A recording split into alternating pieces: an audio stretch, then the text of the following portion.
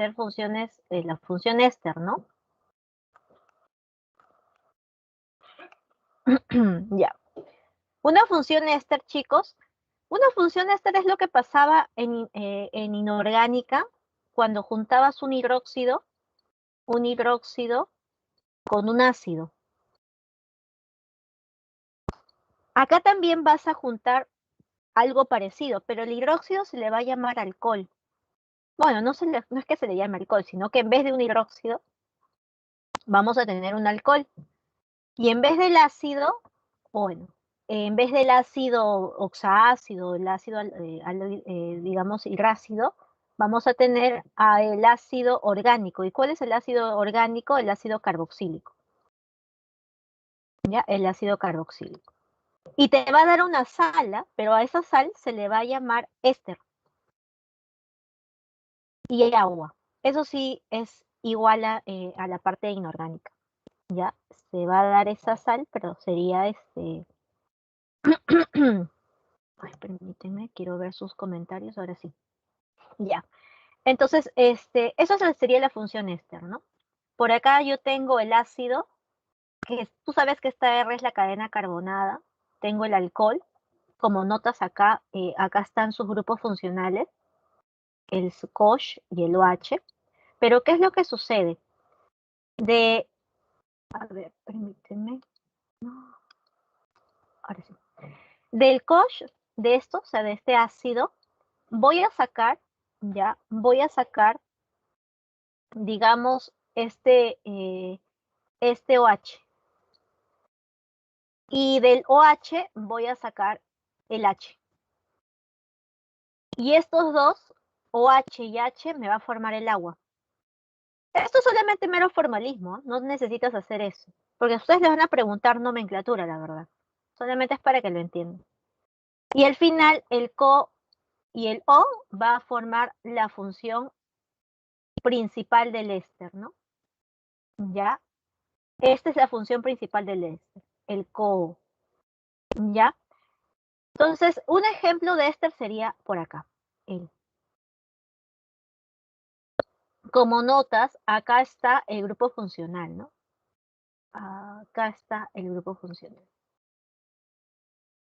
¿Ya? Ahí está el grupo funcional. No sé si tienen alguna pregunta allí.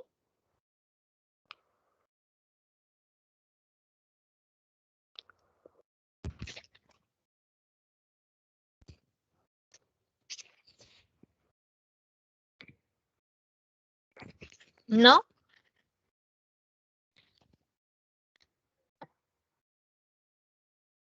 Ya, entonces sigo. La parte, se dice esto, ¿ya? Se dice que la parte que viene del ácido, ¿ya? Se le cambia el ico por el ato, y eso te trae recuerdos, ¿no? Ico-ato, ¿ya? Y la parte del alcohol, o sea, el metil, el metanol, se le da la terminación hilo. La verdad es que yo no suelo hacer mucho eso porque suele confundir, porque a veces el alumno no sabe ni de dónde rayos, o sea, ni siquiera sabe de dónde rayos vino. O sea, es muy complicado de repente a veces ver, ya es muy complicado a veces el hecho de ver cuál es la parte del ácido, cuál es la parte del hilo, perdón, del alcohol, y eso no lo veo tan conveniente. Entonces, por eso es que yo les digo, acuérdate acá, ato hilos. Éster ato hilos. Éster ato hilos. Así literal, éster ato hilos. Porque en la función éster, el primero, o sea, el que va acompañado a la parte del carbono, ojo, de este carbono, o sea, tú ves acá la parte del CO, ¿no? Este O. La parte que viene, ya, del carbono, de este carbono, que viene de esta función, para acá, ese va a ir primero. Ya, acá un carbono, dos carbonos, et. Como hay puros simples, etan. ¿Ya? Y como esto es éster, etanoato. De, y viene la otra parte, metilo. La terminación il. Ya, entonces ahí la nomenclatura no se hace tan complicado. Por eso le dije no es tan pesado. Solamente es cuestión de entenderlo nada más. No sé si hay alguna pregunta allí. Esa es la nomenclatura actual, la de Yupa. Pero tú sabes que había una común, ¿te acuerdas? En la común, nada más a esta parte se le coloca acetato de etilo. Ahí es diferente. Ya, pero en esta preguntan más sobre esto. No sé si hay alguna pregunta ahí, chicos.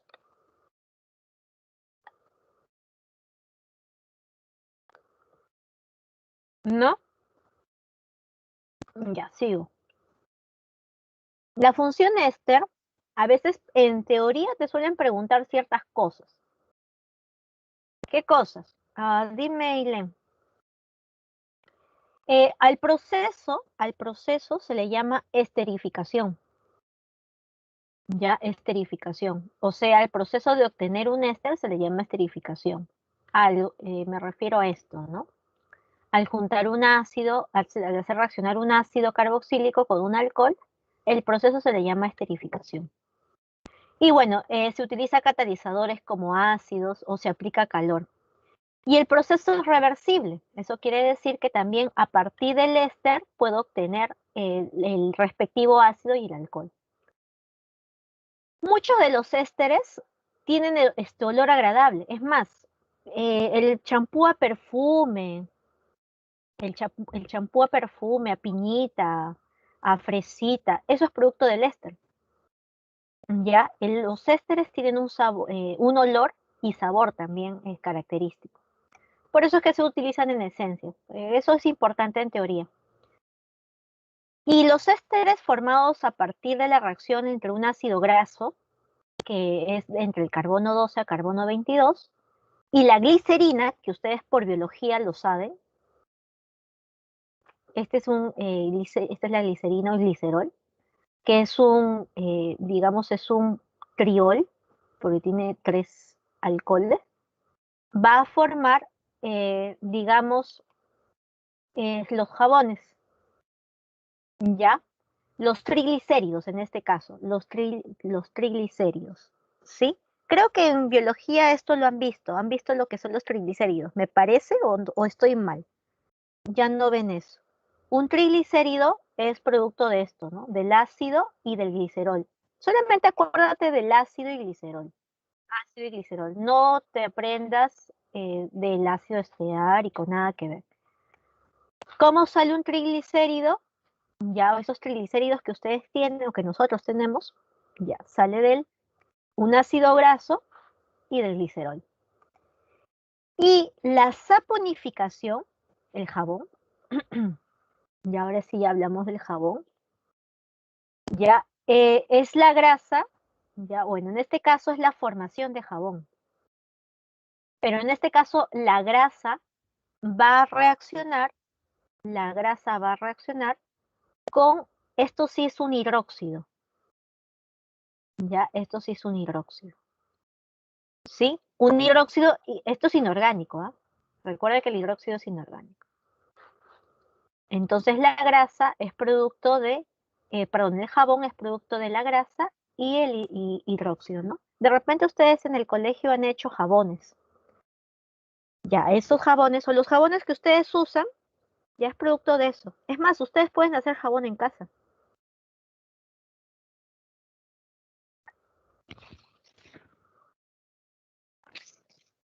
¿Ya? Listo. ¿Que sí? ¿No te salió? Pero sigue intentando. Es divertido. Pueden hacer lo de la grasa del pollo, por cierto. Bueno, aunque de repente faltarían ciertas cosas, ¿no? Listo, chicos. Eso es lo que respecta a esto.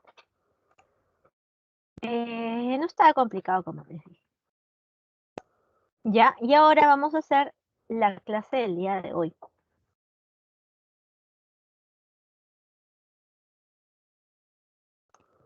Que la verdad es que de repente ustedes saben algo por geografía.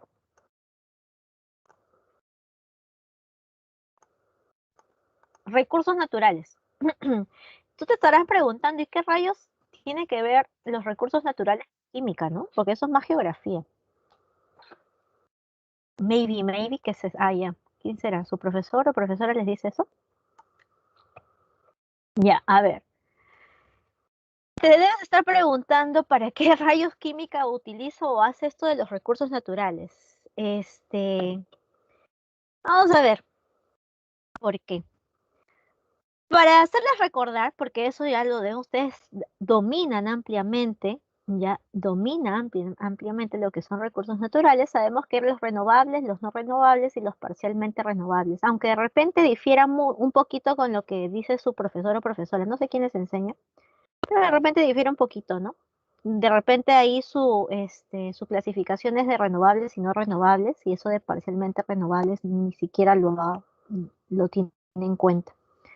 Ya, pero nosotros lo clasificamos más que nada en el caso del aire y el agua fresca, porque sí podría pasar por un proceso de purificación. Entonces, de alguna u otra manera podría ser renovable, ¿no? Profe, ¿el aire se puede gastar? No, no es que se pueda gastar, no hablo, por alguna vez me pasó eso, ¿no? Profe, pero ¿por qué hay ese recurso y por qué habla de renovables? O sea, ¿es posible que el aire se gaste? Me preguntó así el sujeto, porque era sujeto. Y no, no pienses de esa manera, ¿ya? ¿Por qué?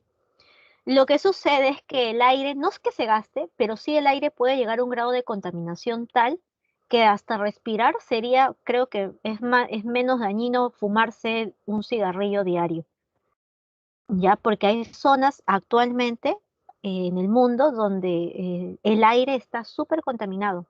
Pekín, por ejemplo, está súper contaminado y respirar ahí el aire es literal dañar tus pulmones.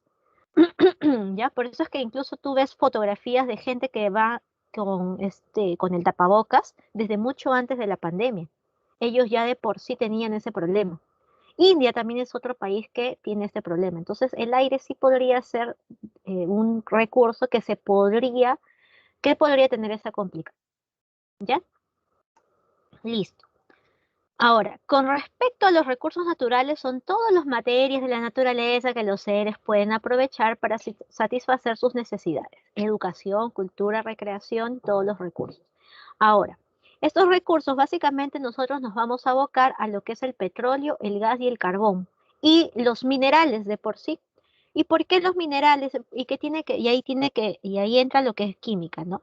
Por ejemplo, geografía lo que te dice es dónde tú sacas, ¿no? ¿Dónde están los yacimientos? ¿Por qué se forman?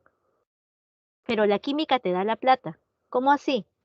Porque la química te dice cómo extraer esos minerales y cómo obtener. Porque sin la química tú no podrías tener la cadena de oro, digamos, tu laptop, porque todo eso lo hacemos acá. O sea, todo el proceso de conversión se hace acá. Por eso es que nosotros vemos esta parte. Y tan importante como saber dónde está y cómo se obtiene y cómo se forma, puede ser que también sea tan importante o de repente más, dependiendo desde dónde lo veas, el cómo se extrae y todo eso. Para ello vamos a recordar ciertos minerales que vamos a utilizar. La hematita, por ejemplo, nosotros lo sacamos para obtener hierro. La blendoesfalerita para obtener, bueno, zinc. El cuarzo se utiliza mucho por el silicio, la galena por el plomo y el azufre, y la calcolpirita por el cobre. Ya, la calcolpirita por el cobre. Entonces, estos minerales usualmente los encontramos así. De repente ya tu profesor o profesora lo ha dicho. Entonces, y de hecho, cuando nosotros los extraemos así, pues no nos sirve. Literal, ¿ah? No nos sirve. Porque mientras no pasen por un proceso de purificación, esto no lo podemos aprovechar, no es aprovechar. Para ello tenemos esta clasificación. Espérense un ratito, esta no tiene, un ratito, o sea que este no tiene movimiento. Como a veces yo tengo dos diapos,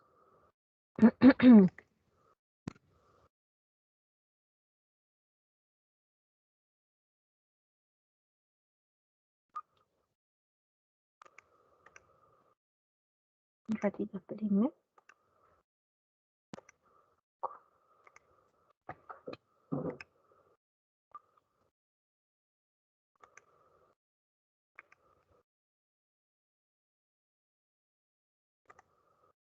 Entonces,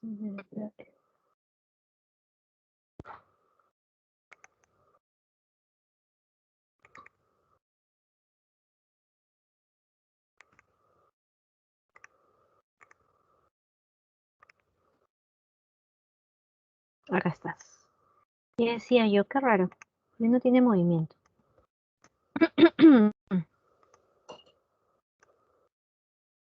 Es lo mismo, sino que...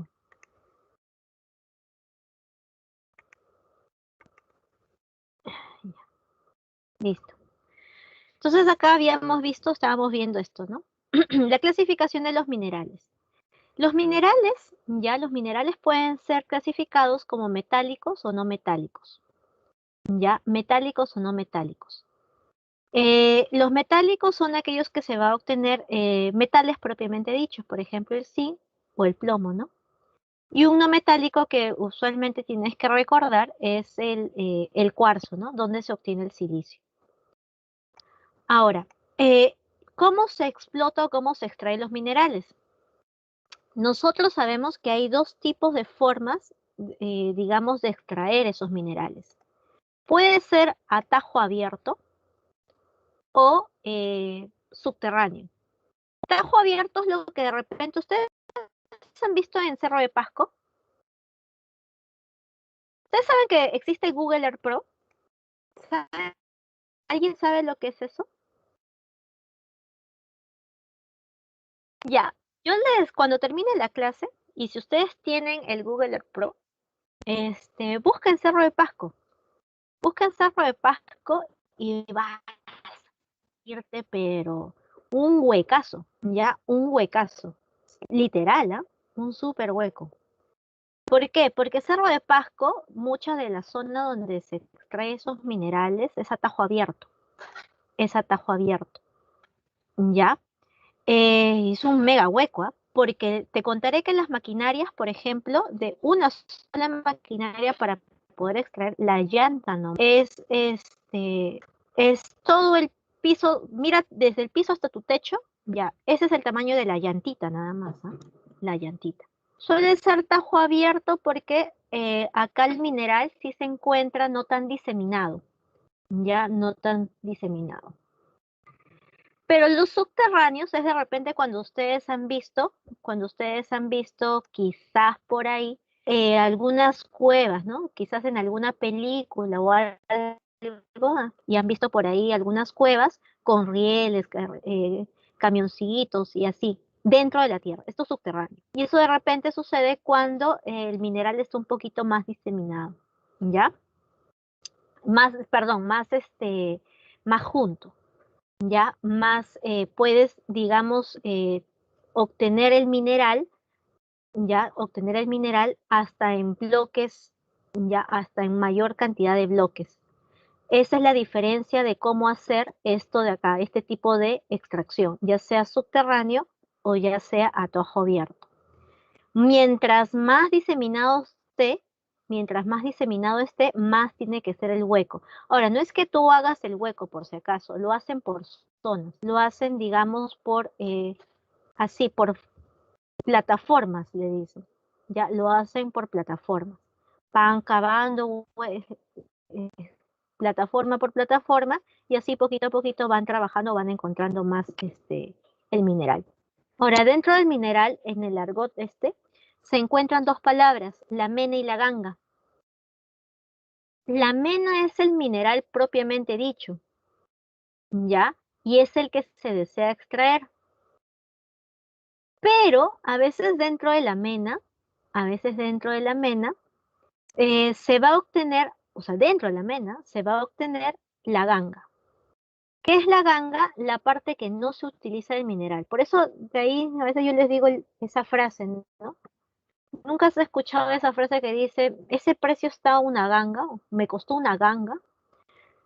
En alusión a que el precio es casi nada, ¿no? Casi regalado.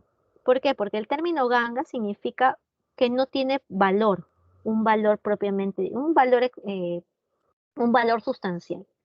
Entonces, la palabra ganga también se utiliza acá, ¿ya? En sí, todo el mineral valioso, con la ganga vamos a obtener, ¿qué cosa? La beta. Nosotros extraemos la beta, ¿no? Pero sabemos que dentro de la beta está el mineral valioso y la ganga. Nuestra misión es tratar de sacar esta ganga, o sea, tratar de expulsarla, ¿para qué? Para quedarnos con el mineral valioso, ¿ya? ¿Qué dice? Sí, sí, probablemente. Todavía se utiliza por ahí en algunos, yo he visto en internet que utilizan el precio. Esto es una ganga, precio una ganga. Sí he escuchado todavía el término. ¿Ya? Ahora, para ello vamos a explicar digamos, cómo se hace el proceso de todos estos minerales. Bueno, no de todos, de los más importantes. Para empezar, el hierro. ¿Ya? El hierro. ¿Cuál es el mineral del cual se obtiene la mayor cantidad de este mineral? De la hematita. No es que la hematita, su fórmula química sea Fe2 o 3, ¿ah? No es eso. Lo que sucede, ya, lo que sucede es que de la hematita, como lo viste por acá, de la hematita, ya, hay un gran porcentaje que tiene este compuesto. En realidad esta es una mezcla heterogénea donde está este compuesto. Y este compuesto tiene que extraerse para finalmente tener hierro puro. ¿Cómo se saca? ¿Cómo se obtiene? Se hace arder coque. Coque es una forma de carbón, ya, es una forma de carbón. Se oxida, o sea, se realiza este proceso en presencia de oxígeno y forma monóxido de carbono. Por eso es que esta industria es muy dañina para el ambiente, por cierto, ¿ya? De paso vamos viendo un poquito lo que vamos a ver la próxima semana, para ya ahorrarnos un poco de tiempo. Esto de acá se obtiene porque este de acá es un precursor para poder tratar el óxido férrico, ¿sí? Este es un precursor. El monóxido de carbono es un precursor para poder trabajar acá con el monóxido este. Ahora, yo te hago una pregunta. ¿Esto es contaminante? De hecho que sí. De hecho que sí, esto es súper contaminante. Y como tú habrás escuchado nuestras clases de química, todo proceso no es 100% eficiente. Todo proceso no es 100% eficiente. Entonces, este proceso tampoco no lo es. Y es por eso que en estas metalurgias de hierro, ¿ya? En estas metalurgias de hierro, suele haber mucha emanación de monóxido de carbono. Y el monóxido de carbono trae perjuicio, mucho perjuicio, bastante perjuicio. Ya, por eso es que las personas que trabajan directamente en esta metalurgia tienen que estar muy bien protegidos porque inhalar monóxido de carbono puede ser letal, como ya lo veremos la próxima semana. Pero bueno, se obtiene este monóxido de carbono y que va a actuar con la hematita, con el óxido de hierro. Finalmente se va a obtener esto de acá. El hierro, que es lo que yo quería, es esto lo que yo deseaba, hierro puro, y CO2, que usualmente tiene acá unas altas chimeneas, y bueno, se va al ambiente. A menos que, dependiendo también de la industria, ¿no? A menos que tenga algún otro método para poder captar ese dióxido de carbono y evitar que esto se vaya al ambiente. Pero de esos hay pocos, la verdad. Suelen hacerse estos métodos, o suele hacerse todo este procesamiento, todo este proceso en altos hornos. En estos hornos que alcanzan temperaturas muy grandes, por ejemplo, tiene que sobrepasar los 1000 °C porque tiene que, digamos, estos metales tienen que fundirse. Y ustedes saben que los metales o los compuestos iónicos necesitan altas temperaturas para poder fundirse. Por eso es que llega a altas temperaturas y de a pocos, ¿no? Por acá se introduce el mineral, la piedra caliza, que es digamos, es una forma para evitar que haya mayor contaminación, y el coque, ¿ya? Y por acá pues sale la escoria. La escoria es lo que no sirve. Bueno, la escoria es todo lo que no, por eso es que también utilizan esa palabra, ¿no? Eres una escoria, ya sabes por qué te dicen eso. Espero no sea así, ¿ya? Y por otro lado también sale el hierro, ¿no? El hierro fundido. Ya todo esto se produce en altos hornos que, como ustedes saben, en los hornos, pues emanan este CO2, ¿no? Y por eso es muy contaminante. Yo te recomendaría, a ver, yo te recomendaría esto, ¿no? ¿Qué es lo importante de aprender de esta parte?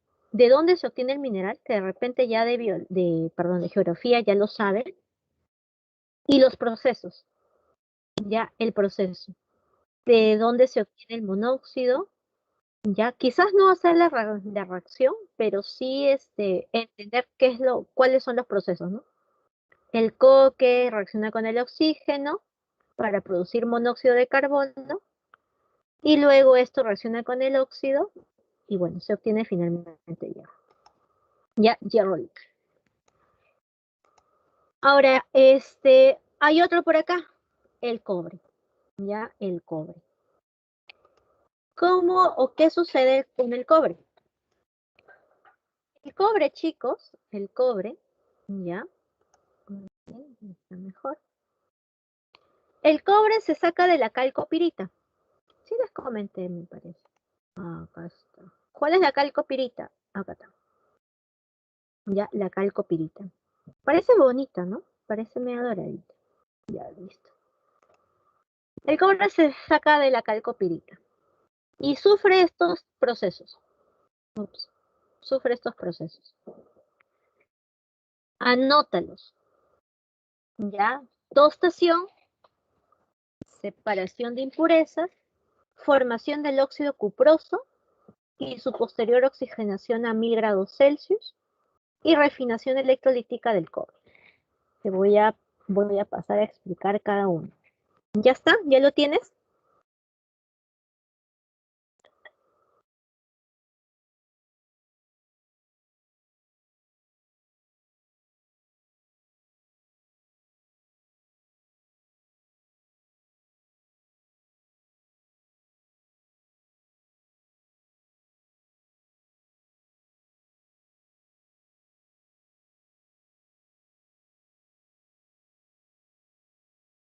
¿Ya está?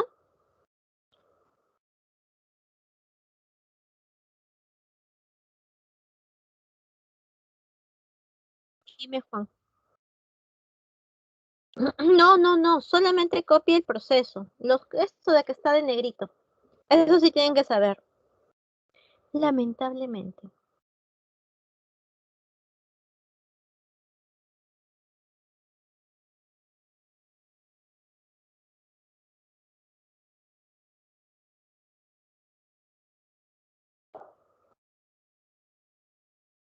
¿Ya está? ¿Me avisas?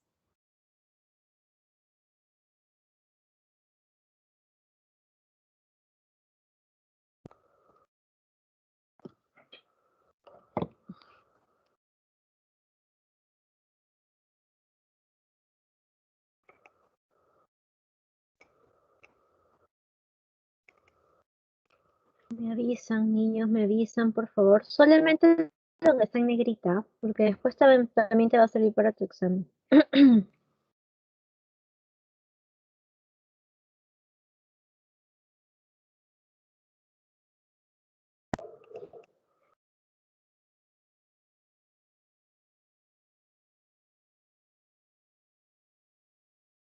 Ya, te voy a explicar entonces cada uno, ¿ya? Ya está, me dices, ¿no? Ok, ok. Yo solamente lo escucho de los cobradores. Ya, viaja. Ya, listo, sigamos. En el caso del cobre, primero, ya, si bien es cierto, escúchame ya, si bien es cierto, la mayor parte proviene del cobre de la calcopirita, pero por ahí podrías escuchar que hay otros minerales, como por ejemplo la calcosita o la cuprita, ¿ya? También de ahí se obtiene, pero mayormente la calcopirita. Y el proceso pasa primero por la tostación.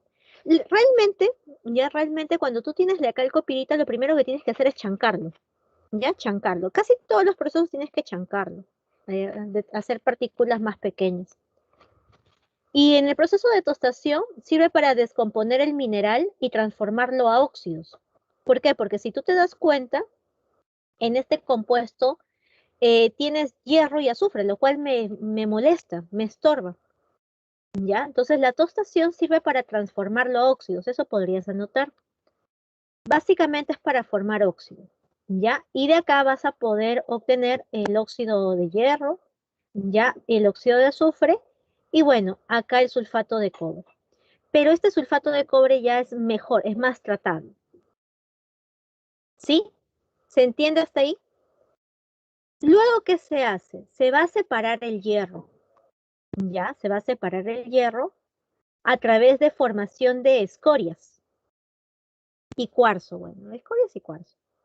Por eso es que acá dice la calcina, ya, la calcina, que es esto, se mezcla con el sílice, ya, y caliza, ¿sí? Se mezcla con el sílice y la caliza para formar la escoria, que sirve para separar el óxido de hierro y el sulfato de cobre. Porque la verdad es que estos dos, el hierro y el cobre, son aprovechables, ¿no? Por eso es que necesito separarlos, ¿sí? Entonces, por eso es que acá dice se separa las impurezas a través de formación de escorias. ¿Con quién? Con calcita. A esto se le llama calcita o calcina. Ya, calcina y cuarzo. ¿Alguna pregunta allí?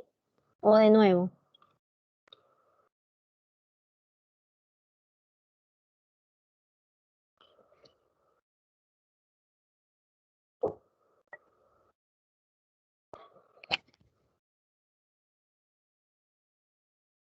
No, ya. Sigo. Ahora, eh, ¿qué es lo que pasa? Ese cobre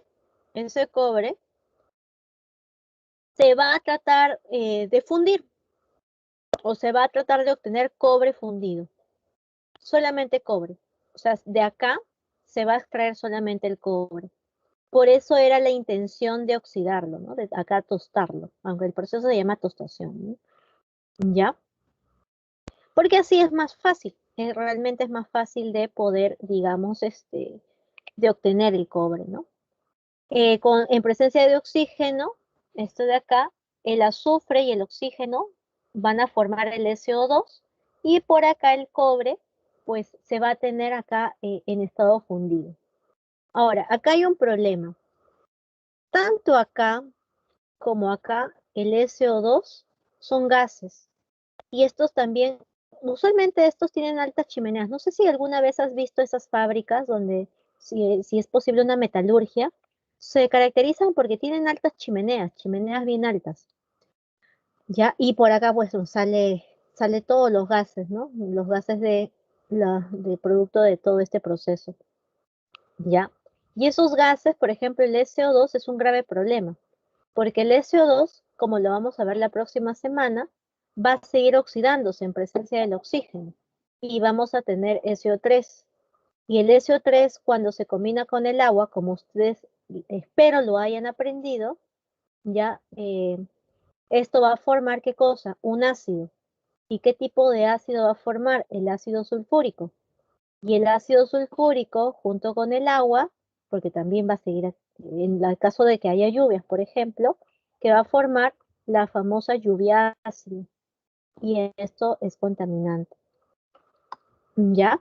Y de por sí el SO2 también ya es contaminante. El SO3 también, los SOx, como vamos a ver la próxima semana, de por sí tienen perjuicio también para las personas. ¿Ya? Entonces, por acá tienes este problema. Pero, ¿qué pasa con el cobre? ¿Qué es lo que yo necesito? El cobre, la verdad es que no sale puro. No. ¿Por qué, profe, no sale puro? Lo que sucede es que el cobre, cuando hay presencia de oxígeno y no se puede evitar eso, ya, suele formarse en la parte superior del cobre suele formarse pequeños restos de óxido, pequeños, ¿ah? De óxido, u otras impurezas, ¿no? Dependiendo también de qué tan eficiente ha sido el proceso.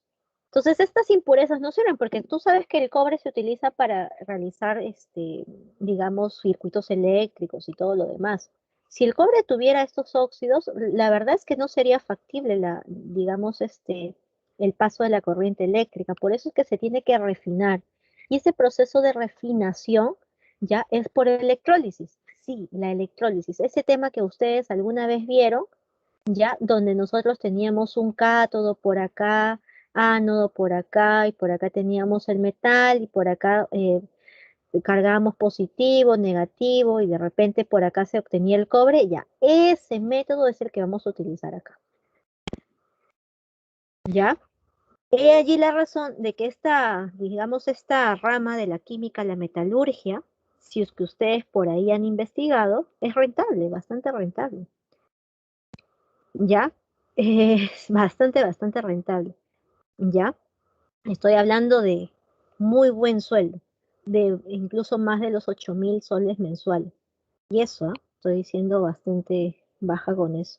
Ahora, ¿por qué razón? Porque todo este proceso tú dirás, bueno, qué chévere, pero sobre hablar de química, tienes que dominar en esta parte de química, ¿ya? Y hacer todo este proceso porque como verás, tienes muchas cosas a considerar acá. Los gases que se van a ir, cuánto de pureza necesitas y todo este proceso, ya como tú verás, ¿no? Viene acá la mena, la trituradora, como te dije, esto se chanca, pasa acá con el agua, acá se va a moler, luego acá va a pasar, se va a tener el concentrado, incluso muchas veces también va a haber un proceso de recirculación, ya acá se va a realizar el proceso, digamos, de formación de los óxidos. Por acá va a haber los gases excedentes, sobre todo el SO2, que van a ser contaminantes. Y este proceso va a seguir por acá para, digamos, tener algunos productos. ¿Qué productos químicos o cuáles se refiere? Basta que acá yo te he puesto el resumen de todo, pero muchas veces también acá, en algunos casos, dependiendo del metal, le pasan por un proceso de decapación, el decapado, que es más que nada también evitar esta formación de óxidos, ¿no? Entonces, dependiendo del metal y dependiendo del proceso, podría ser que pase por algunos procesos como el decapado, por eso es que acá coloco productos químicos en general.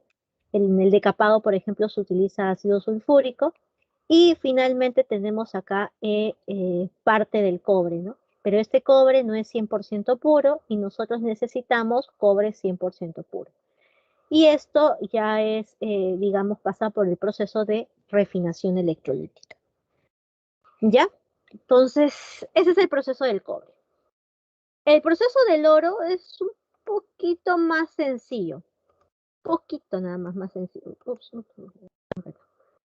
Tanto el oro, como decís, es un proceso más sencillo. En el del cine es muy parecido en cuanto a la tostación, ¿no? La tostación. Que ya sabes qué cosa es la tostación, es la formación de qué? De óxidos, ¿no? La formación de óxidos para luego poder separarlos, ¿ya? Para luego pasar por el proceso de separación. Óxidos o sulfuros, óxidos o sulfuros, ¿ya? Ahora, luego viene la lixiviación, ya viene la lixiviación. La lixiviación, ya, se utiliza el ácido sulfúrico, que es transformar el metal valioso desde la fase sólida a la fase acuosa. Ya, desde la fase sólida a la fase acuosa. Ya, acá utilizan la fase acuosa porque este ácido sulfúrico va a estar en solución acuosa.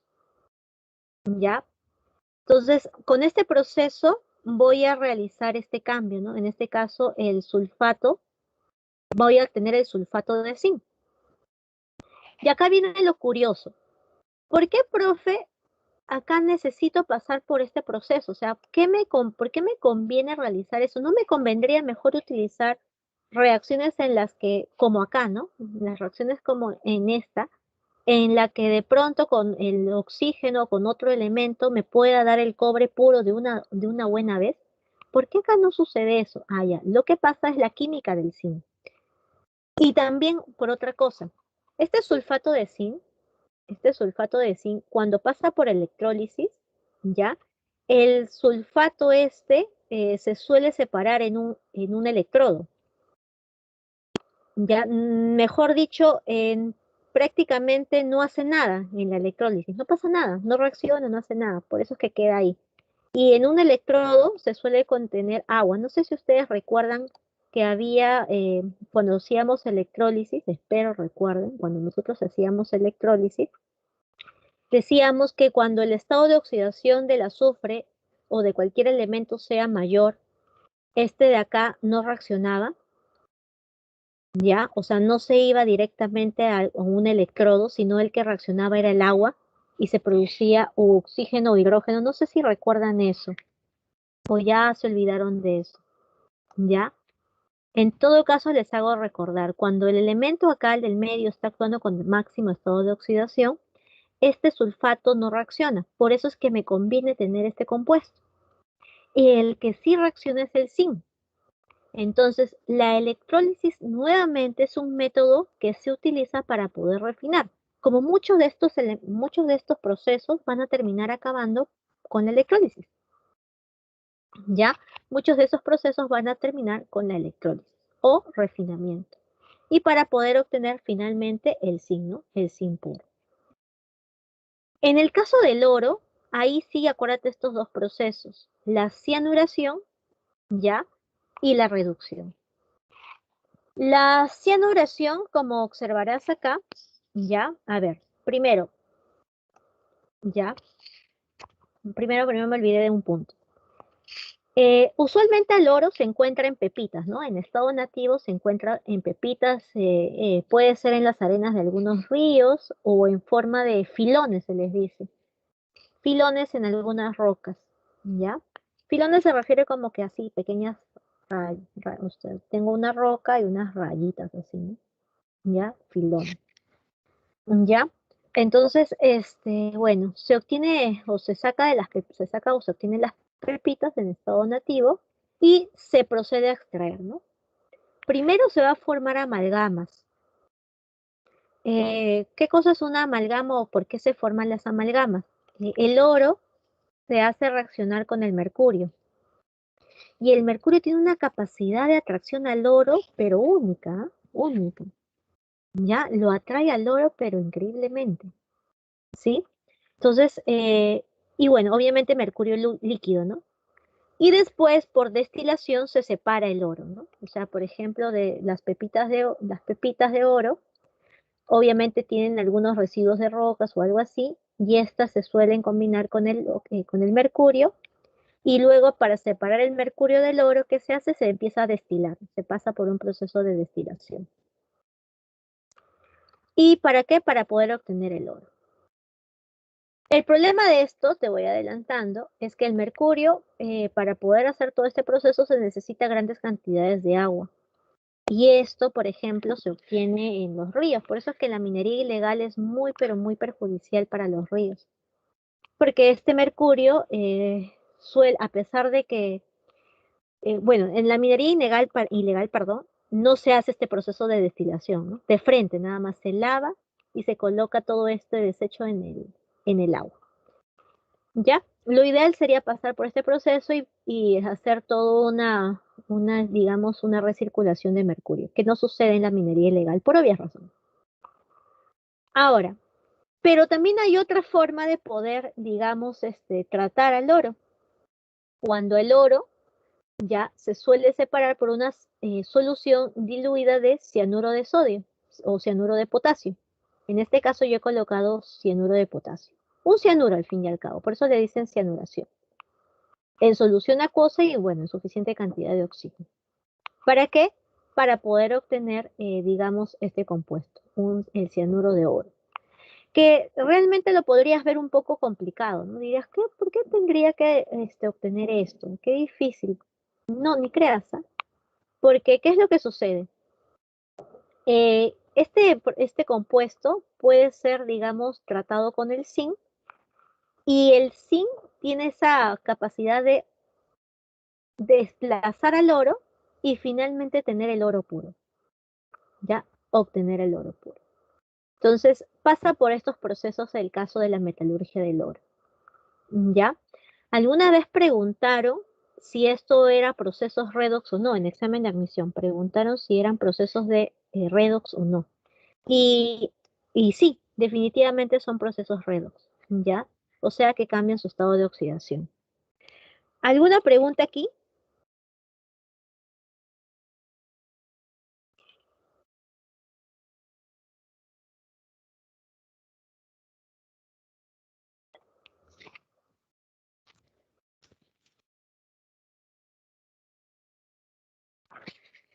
¿Me están escuchando, no? Sí, ¿no? ¿Ya están volando? Ah, ya. No, a ver, pequeños, por si acaso, no se preocupen tanto por el proceso de electrólisis. O sea, ustedes no les van a preguntar y cómo es el proceso ni nada por el estilo. Lo que sí tienen que recordar es que sí, en estos procesos es muy utilizado la electrólisis. Lo que sucede es que este proceso es algo así, ¿no? Por acá tienes ese sulfato de zinc, acá tienes los dos electrodos y acá esto se separa, ¿no? Se disocia en zinc y se disocia en SO4. El zinc se va a un electrodo, pero el SO4 no se va, no se puede oxidar, él no se oxida. Y el que se oxida es el agua. Y acá se va a obtener, digamos, la oxidación del agua, ¿no? Ya, eso es lo que les decía. Ahora, lo malo de acá es que me va a sobrar sulfato de zinc, bueno, este sulfato. Entonces, ¿qué es lo que se hace? Se suele colocar a veces hidróxidos, sobre todo hidróxidos para que con esto de acá reaccionen, porque esto es un problema. Todo el exceso, ¿dónde se iría? Es un problema también de contaminación. Entonces, todo eso se trata de, digamos, tratar con algún otro método, por ejemplo, de colocar hidróxidos, ¿no? Para evitar, digamos, el problema de contaminación. Pero esos son detalles que de repente a ti no te van a interesar mucho. Ya en sí tienes que recordar que la electrólisis es un proceso de purificación que se hace por corriente eléctrica, ya para poder obtener una mayor pureza. En el caso de la cianuración, la cianuración es cuando el oro nativo, ya al oro, se le agrega cianuro, ya sea de potasio o de sodio. Bueno, en suficiente cantidad de agua con oxígeno para poder tener este complejo. Esto se le llama un complejo. Ahora, ¿por qué este complejo? Porque este complejo se suele, cuando este complejo reacciona con el zinc puede lograr el desplazamiento del oro. Ya suele ser, digamos, esto de acá, para él es más atractivo el zinc, lo que hace es desplazar al oro, obteniéndose finalmente el oro puro. ¿Ya? Bueno, podría obtenerse incluso oro más puro, pero ya sería por electrólisis, ¿no? Aunque no es tan necesario en ese caso. ¿Ya? Eso es la cianuración. Básicamente la cianuración, chicos, es con cualquier cianuro, ya sea de potasio o de sodio, que son los que más utilizamos. ¿Mm? ¿Alguna pregunta?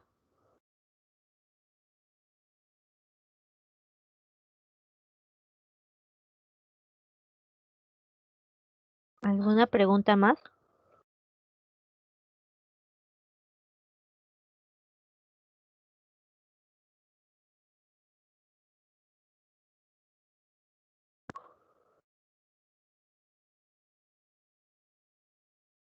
No, ya, sigo. Ahora, eso sí de pronto saben, ¿no? ¿De dónde obtenemos, uy, sí me escuchan, ¿no? ¿De dónde tenemos digamos, estos metales? ¿De qué compañías mineras? Y esto sí lo saben por geografía, ¿no? Yanacocha, Antamina, Due Rancho, Ugan, Volcán, Cajamarquilla. Y se obtienen estos respectivos minerales. No está de más decir que muchas veces estas empresas solamente se encargan de extraer, ya se encargan de extraer. O sea, solamente extraen el mineral, ¿no? El tratamiento, o sea, todos estos tratamientos muchas veces son hechos por otras empresas, a veces por las mismas, ¿ya? Y y la electrólisis incluso, el refinamiento, también son hechos por otras empresas. Ya no significa por si acaso que todos estos procesos van a ser hechos por estas compañías, ¿no? Muchas veces sí, pero no es un requisito indispensable. Ya entonces, por acá, de estas compañías y de estos departamentos, pues se va a obtener, o de estas localidades se van a obtener estos minerales. ¿Qué más? ¿Alguna pregunta aquí? Por si acaso, si te preguntan de la plata, es muy parecido al oro, ¿ah? Muy parecido al oro. Es, igual, el mismo proceso, cianuración y reducción. Ya, cianuración y reducción. Ya, por si acaso. Ya no creo, pero ya, el mismo proceso. Ah, ¿de qué mineral viene la plata? Viene de la argentita, ese es uno.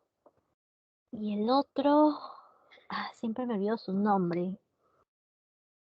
Espérame, déjame escribirlo. Pues a veces me acuerdo más escribiendo. Cerar, cerargita. Sí, cerargita es. Cerargita. No, cerargirita. Cerargirita. Así es. Ya saben por qué me olvido su nombre. Cerargirita. Sí, bueno, siempre me acuerdo cerargirita. Me acuerdo de la pirita. Ujú. Cerargirita. La cerargirita y la argentita. ¿Ya? De esos provienen la plata. ¿Alguna pregunta más? Cerargirita y argentita. No. Ya, listo, sigo. Am, esto ya también lo hice. Ahora vamos a hablar del carbón. El carbón, chicos, a ver, es una roca sedimentaria. ¿Han hecho qué cosa es una roca? ¿Saben lo que es una roca sedimentaria? Sino para obviar esto. Porque sé que algunas cosas lo hacen en geografía. Y no quiero, digamos, aburrirlos con detalles que ustedes ya saben. ¿Saben lo que es una roca sedimentaria? ¿Han hecho eso en geografía o no?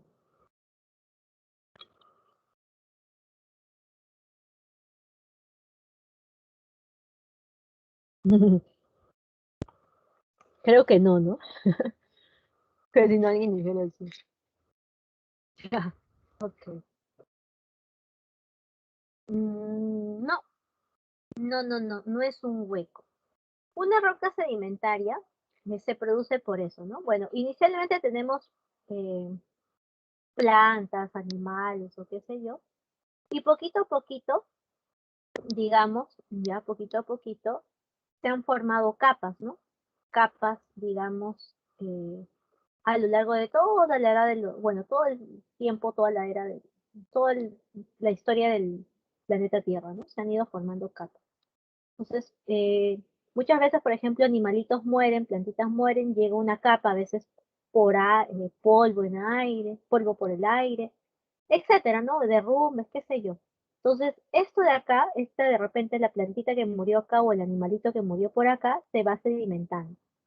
Entonces se va sedimentando, se va, digamos, acoplando y de acá va pasando una serie de procesos químicos en los que se descompone, bueno, se pudre, se descompone y finalmente se va a obtener rocas, literal, ¿ah? Rocas. Yo tengo rocas así sedimentarias, antiguas. Si tú te vas de repente algún día a Ica, Ica es conocido por el Ico. ¿Por qué más? ¿Por qué más es conocido Ica? El pisco, no me acuerdo del pisco.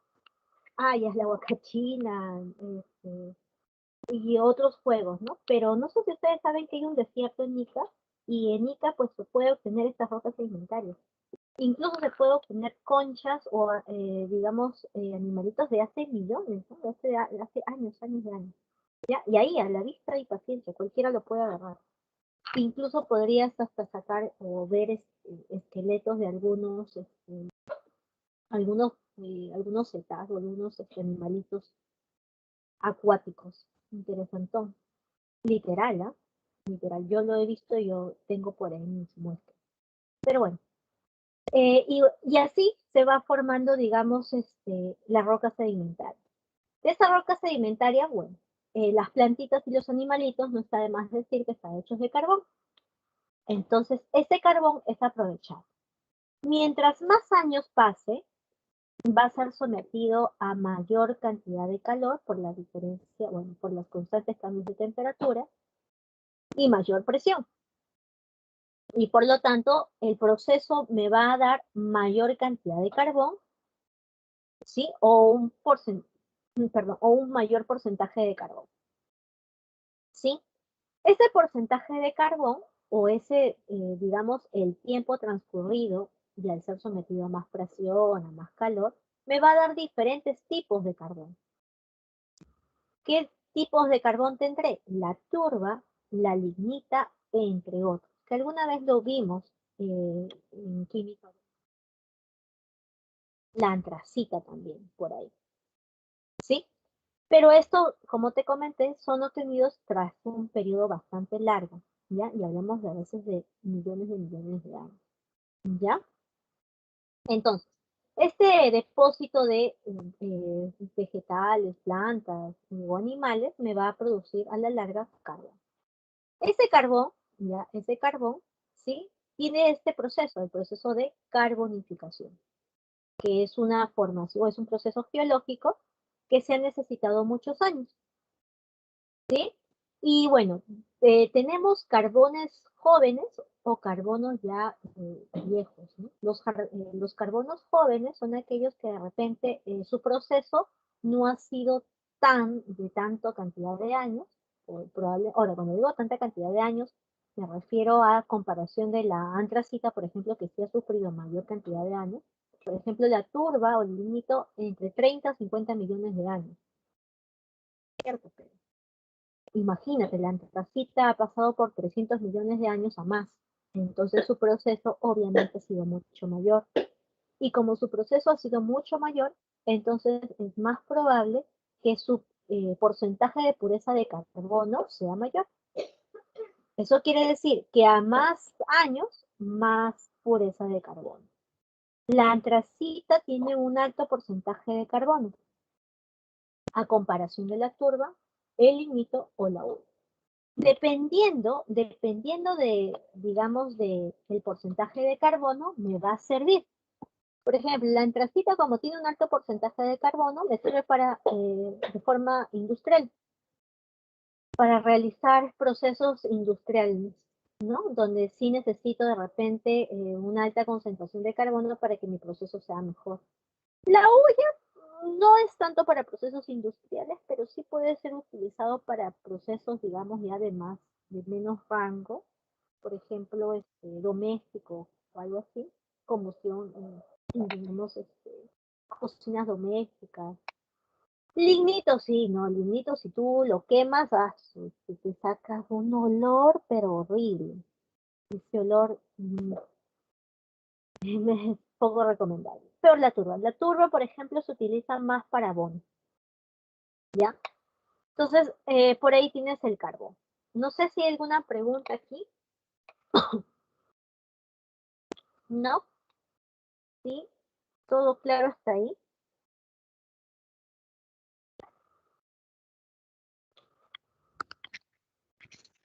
Oye, ¿me estaban escuchando? Sí, ¿no?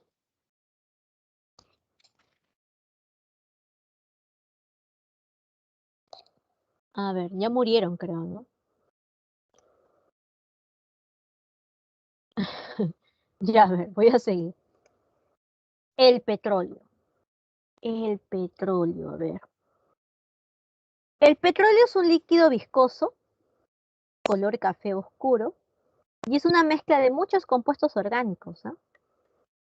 Alcanos, aromáticos, también tiene algunos compuestos azufrados, nitrogenados, y también es conocido como el oro negro, ¿no? Es conocido como el oro negro debido a que, ¿sabes qué? Ah, no, ustedes saben mejor que yo eso, ¿no? Ustedes saben mejor que yo que en ciertos lugares la extracción de petróleo pues ha hecho que las personas las cuales son dueños de esto de acá, de estas empresas, pues son multimillonarias, ¿no? Y siempre les he dicho, ¿no? Del petróleo nada se pierde, absolutamente nada. Todo sirve, todo, sí, bueno, todo lo han hecho, le han dado un uso, ¿ya? A todo le han dado un uso.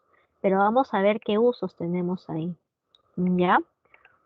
Ahora, como te dije, el petróleo se extrae, ¿no? El petróleo se extrae y usualmente están, digamos, en rocas, perdón, en niveles o en capas muy bajas, de bastante edad, ¿no? Bajísimas, bajísimas, ¿sí? Y en este caso el petróleo ya se va a extraer o va a seguir este proceso, ¿no? Origen y exploración. ¿A qué se refiere con ese proceso? A ver, chicos, no porque a mí se me ocurra, voy a decir, ¿no? Bueno, en el patio de mi casa hay petróleo. Entonces, a partir de hoy voy a cavar todos los días y bueno, voy a sacar petróleo. No, no sucede así, ya, lamentablemente. Haces todo un estudio, eso se encargan los geólogos, ¿ya? Hacen todo un estudio que cuesta millones, por cierto, ¿eh? Millones, pero la inversión aún así que cueste millones, estas personas pues son capaces de realizar esta inversión para poder extraer, porque al final la ganancia es muchísimo más que la inversión.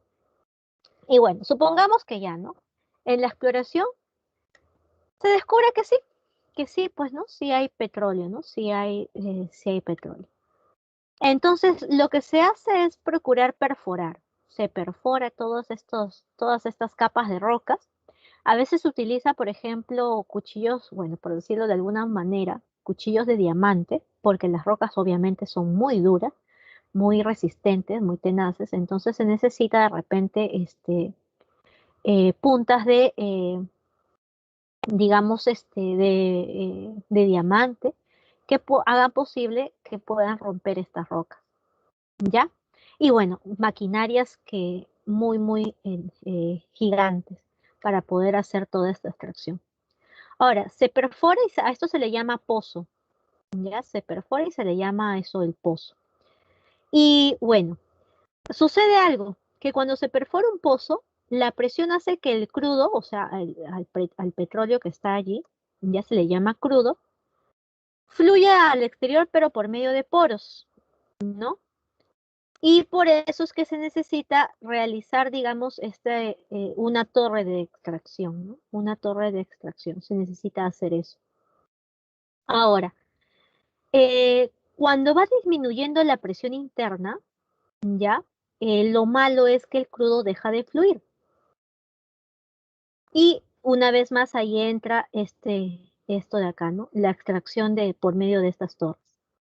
O también digamos, se emplean bombas para poder inyectar agua y obligar al crudo a salir a la superficie, ¿no? ¿Por qué agua, profe? Porque recuerda que el petróleo es menos denso que el agua. Mira, hasta ahí te sirve la química, ¿no?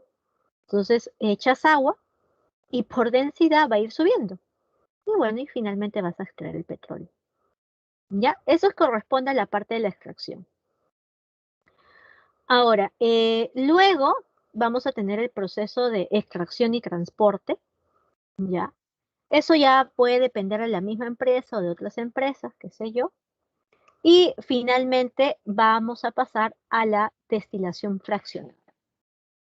¿Para qué me sirve la destilación fraccionada?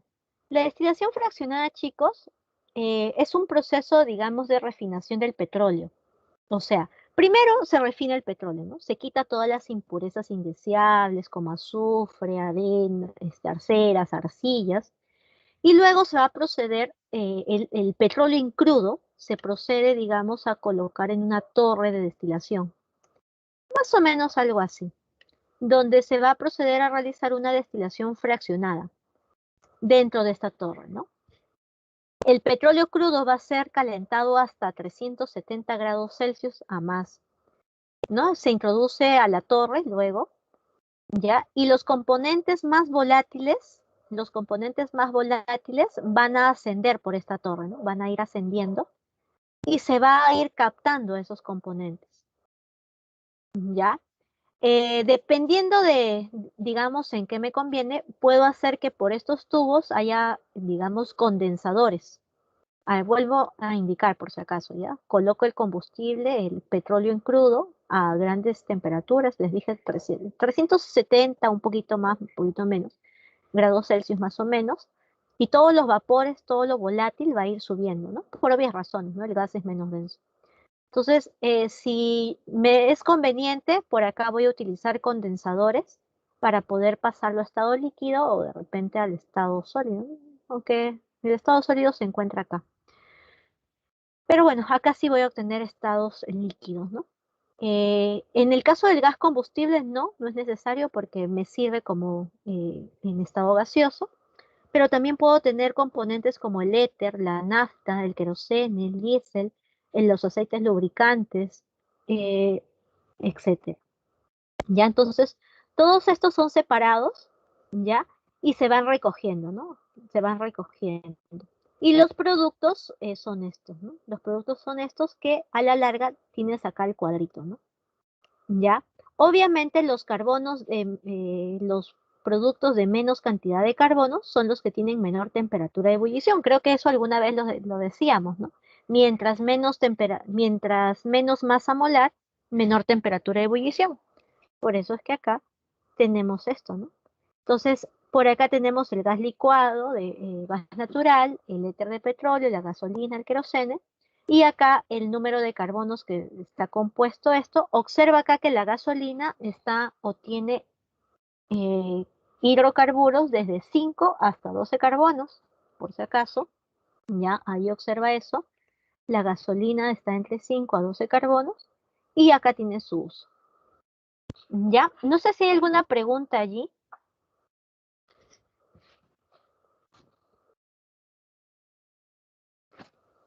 ¿Alguna pregunta allí?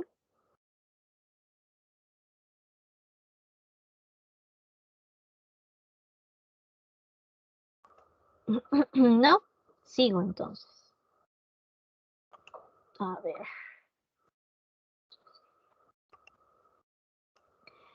Entonces, finalmente acá tenemos ya el petróleo y bueno, tenemos esta destilación que ya, perdón, tenemos todos estos productos, hasta incluido el asfalto y otros residuos, ¿no? Que tienen, como te dije, uso hasta para hacer las pistas o el pavimento.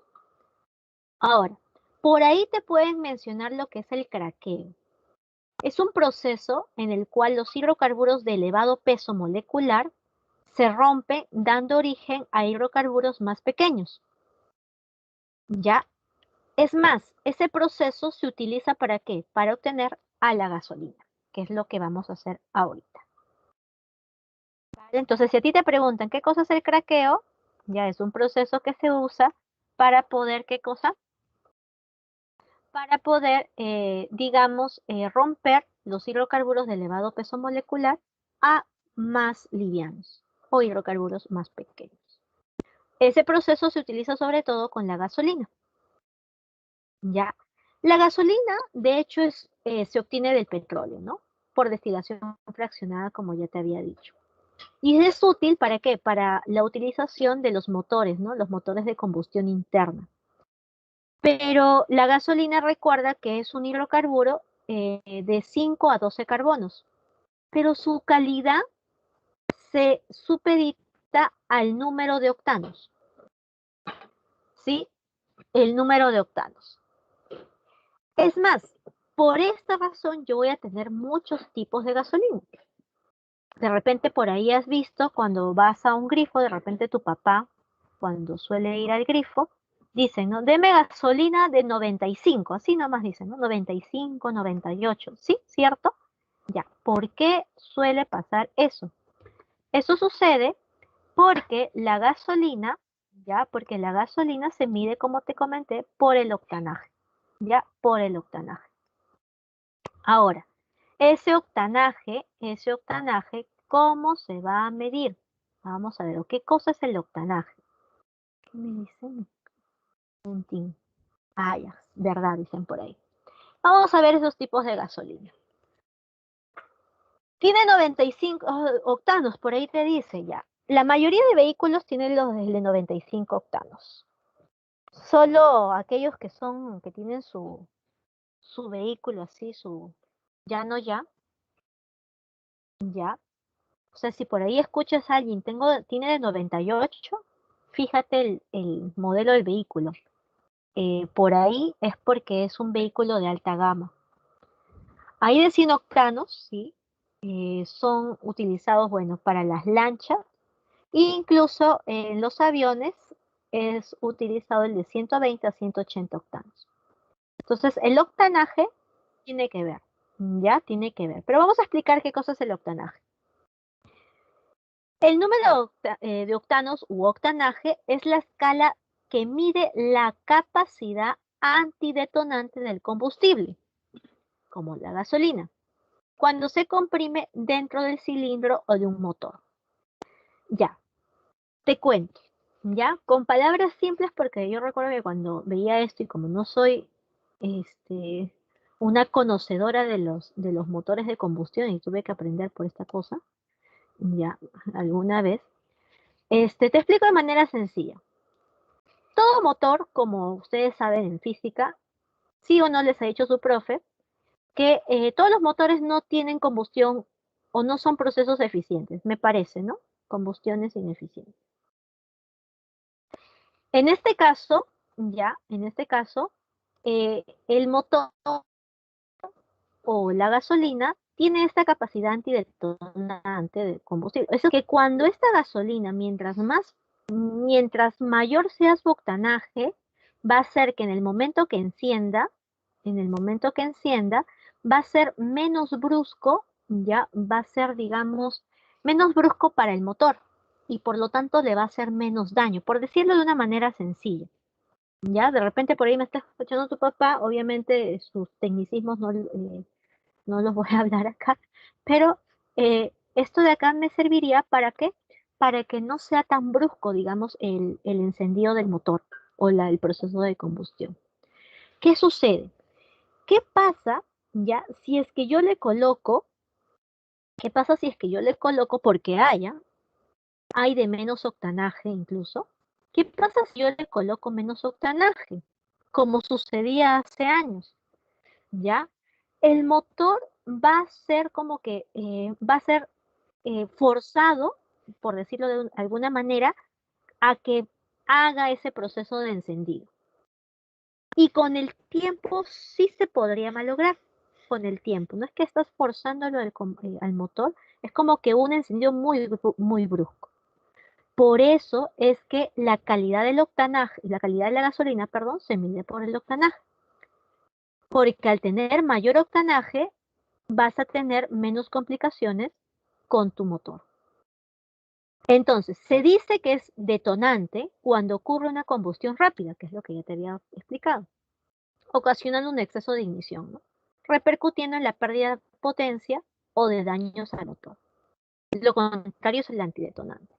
Antes se solía colocar incluso de menos octanaje, como te digo. Creo que incluso hay en las gasolinerías, me parece que en algunas hay hasta de 80, no me acuerdo el octanaje ahorita, 80 y tantos, no recuerdo bien el valor, pero hay de menos. ¿Por qué? Porque se utilizaba ciertos aditivos para evitar, digamos, ese problema, que ya lo voy a comentar en un ratito. Pero bueno, ahora, ¿y qué es lo que tiene la gasolina para, digamos, evitar eso? ¿Qué es lo que tiene la gasolina eh, para hacer, digamos, ese efecto antidetonante? Ah, ya, es esto. La cantidad de isooctanos. ¿Ya? Por eso ahí viene el nombre octanaje. Este es un isoctano. Si te percatas, ya, si te percatas, tiene 8 carbonos, ¿no? Por eso es un octano. Pero si tú haces digamos, su nombre, si tú sacas su nombre, como ya tú sabes, esto se le llamaría 2,2,4 trimetilpentano. Pero al fin y al cabo es un octano. Cuando la gasolina tiene más cantidad de esto, cuando la gasolina tiene más cantidad de esto, entonces, de hecho, tiene mejor poder antidetonante y por lo tanto va a ser menos complicado para el motor. Mejor va a ser para el motor del vehículo. ¿Ya? Y cuando tiene este de acá, el N-heptano, ya, esto más bien le da mayor capacidad detonante. O sea, capacidad antidetonante es 0. No sé si me dejo entender. ¿Sí? O sea, esto va a hacer de pronto que la combustión sea más rápida. Por eso es que si yo tengo una gasolina de 95 octanos, será 95% de isoctano y 5% de N-heptano. De 98 será 98% de isoctano y 2% de N-heptano. ¿Ya? Entonces, mientras más octanaje, mayor será la calidad. ¿Por qué? Porque tiene básicamente a este isooctano. Ahora, yo te decía que había, digamos, eh, ciertos aditivos que se le colocaba antes, ¿no? Ciertos aditivos que se le colocaba antes. Antes, por ejemplo, se le colocaba la gasolina, ya se le colocaba la gasolina, eh, tetrametilo de plomo. Tetrametilo de plomo, así se le llama. Tetrametilo de plomo. ¿Qué es el tetrametilo de plomo? Se le colocaba, se le decía TMP.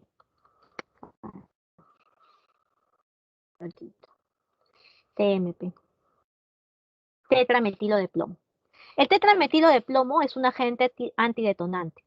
Y había otro, el tetraetilo de plomo también estaba. Ya, antes se utilizaban estos agentes antidetonantes, pero lo malo de esto es el plomo, y el plomo es dañino. El plomo es malísimo para el ser humano, por lo que se prohibió, porque generaba muchos problemas de contaminación. Y ahora se ha reemplazado, apúntalo, por el MTB. MTB, que suena medio raro, ¿no? Suena... ¿Qué cosa es el MTB? Es el metiloterbutilo. Anótalo. Metiloterbutilo. Ya, metiloterbutilo. Sí, metiloterbutilo. El metiloterbutilo también es un antidetonante que se utiliza de repente en gasolinas de bajo octanaje. ¿Para qué? Para poder evitar digamos, este problema con el motor. ¿Ya? Sí. A ver. Voy a explicar eso. Antes se utilizaba el tetrametilo de plomo, pero este fue reemplazado por el metiloterbutilo. ¿Qué es esto? Metiloterbutilo. Éter. Metiloterbutilo éter. Metiloterbutilo éter. Así se le llama. Ya, metiloterbutilo éter. ¿Ya? ¿Lo notaste? Listo. Entonces, con eso, bueno, tenemos supuestamente una mejor calidad de gasolina. Ay, caramba. Ah, acá está justo. Ahí lo voy a comentar nuevamente. Ahora, este de acá, por ejemplo, que tú ya has anotado, el MTBE, brinda un mejor rendimiento de energía y mejora la calidad ambiental, porque proporciona un mejor octanaje y mejora el rendimiento del combustible, ¿no? Ya ayuda a reducir el contenido de azufre y compuestos aromáticos de la gasolina, porque de por sí te cuento que los compuestos aromáticos también son dañinos, para nosotros incluso. Mejora la combustión y evita, digamos, o reduce las emisiones de los tubos de escape, ¿no? En cambio, el que yo te comenté, el que, no, hay otro, el ETBE, que es un biocombustible, ¿ya? Es un biocombustible. ¿Qué cosa es un biocombustible? Digamos, es un poquito más eh, amigable con el ambiente, ¿ya? Es un poquito más amigable con el ambiente, ¿ya? Y proporciona incluso mucha más energía que el etanol, ya pero lo malo es que, digamos, no todos esto todavía está en un proceso, ¿no? En un proceso que no todas las personas o no todos los autos están preparados para poder utilizar este biocombustible, ¿ya? Esto es un bioetanol, por cierto, ¿ya? Esto es un bioetanol, ¿ya? Es un bioetanol. Eh, ¿Alguna pregunta aquí?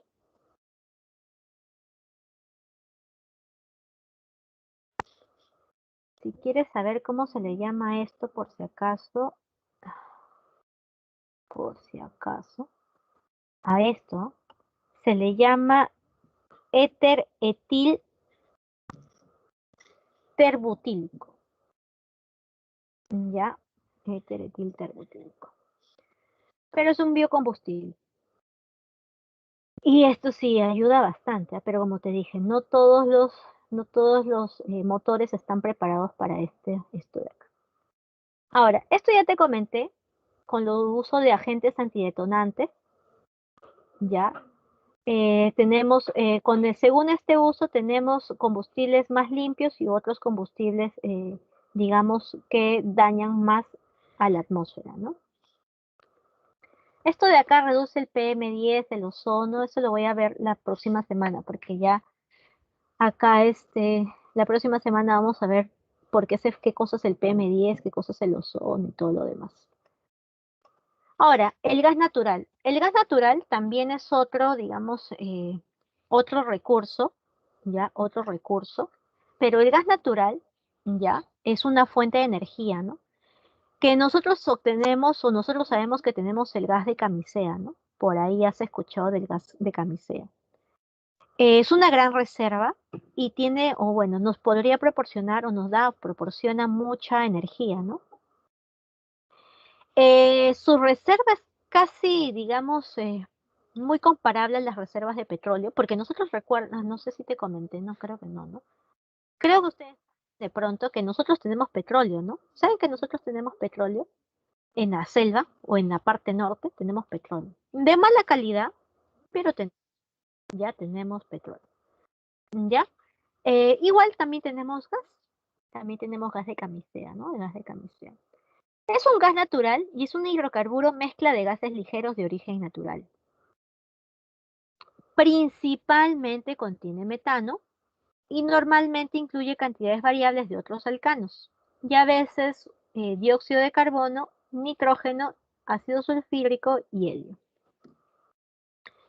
Y bueno, se forma por varias capas de plantas en descomposición y materia animal que se exponen a calor intenso y presión baja bajo la superficie de la Tierra, ¿no? Durante millones de años. Entonces tenemos este gas natural que básicamente acá tiene su composición. Esto es muy importante, como te dije, es metano básicamente, pero también tiene por ahí etano, propano, butano, pentano, hexano, nitrógeno, gas carbónico, entre otros. El propano, ya, el propano y el butano son los que van a formar o que va a formar el GLP. ¿Qué es el GLP? El gas licuado, ¿no? El gas licuado de petróleo. El gas licuado de petróleo. ¿Ya? Entonces con eso, finalmente sí, hemos acabado, aunque no parezca, pensé que no iba a acabar, en serio. Ya hemos acabado con la clase del día de hoy. Eh, por acá vas a realizar tu examen. No te preocupes. Felizmente que acá no hay para resolver ni nada por el estilo. Ahora te paso las claves de las preguntas que he dejado. Ya está habilitado su examen. Ahorita lo acabo de colocar.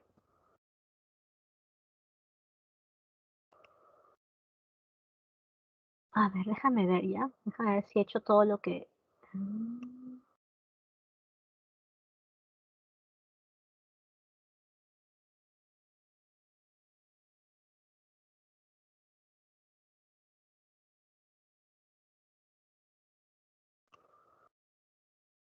Sí, esto sí está tal cual. La uno está tal cual en la teoría, que la tienen, por cierto. Mm, mm, también. Chispas, en la B me he puesto la clave. Rayos, no te lo pongo.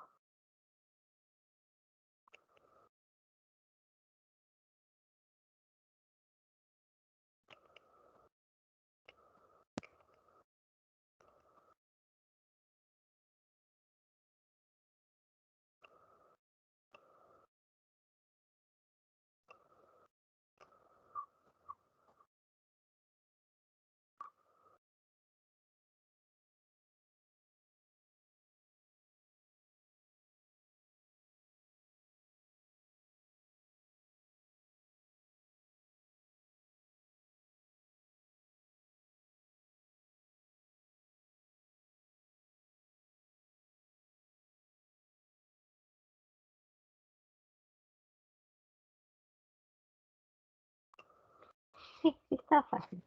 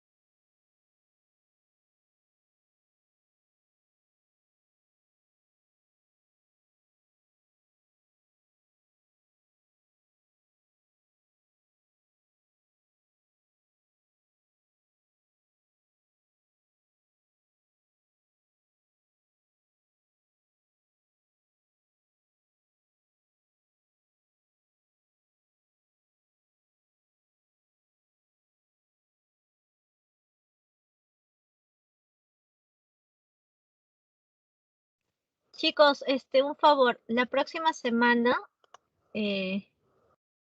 probablemente también nos vamos